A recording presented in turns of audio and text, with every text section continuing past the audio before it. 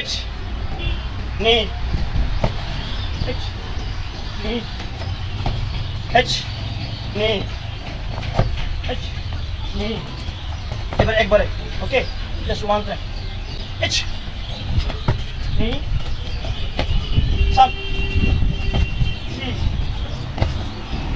বুঝতে পারছি এইবার দেখো ডাইরেক্ট পুরোটা করবা কেমন দেখো পুরোটা করবে এটা এখান থেকে এইখানে কোথায় এখানে করবো পুরোটা করে সামনে রাখবো দেখো এই দেখো এইচ এখানে